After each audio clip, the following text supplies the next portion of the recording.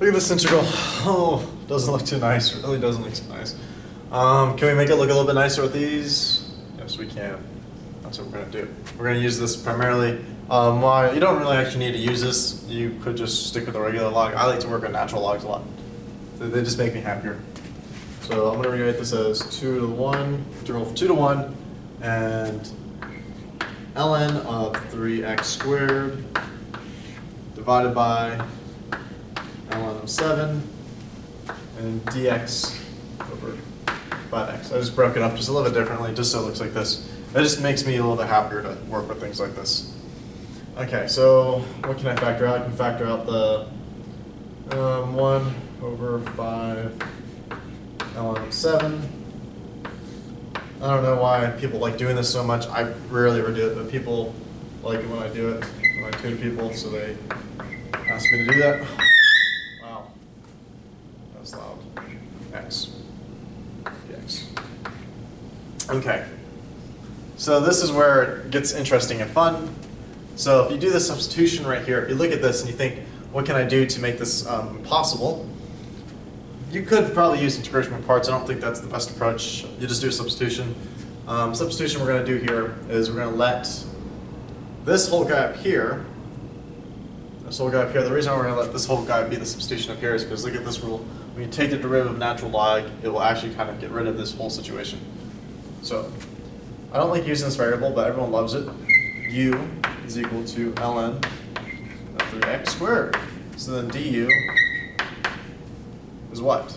It's going to be 6x divided by 3x squared dx, which is what? It's going to be 2 over x dx.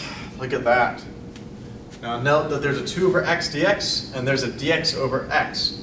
So we can make this look exactly, this dx over x, look exactly like this situation over here by just dividing by 2. U over 2. And since I changed my my coordinates, I have to change my bounds. So I was originally an x, now I'm going to u. X was what? It was 2 and 1. So now I'm going to get, if I put 2 into here, I'll get ln 12, right? Yeah. Now I get ln of 3. Those are your new bounds. Let's go over here. So we get 1 over 5, ln 7, ln 12 is our upper, and ln 3 is our lower, and our new integration, our new integrand is going to be ln of u over 1. X, dx over x turns into du over 2. So this is our new setup. You can pull this 2 out here. I'll do that. And I'll also write this a little bit nicer. ln of u du. Oh my god, that voice cracked.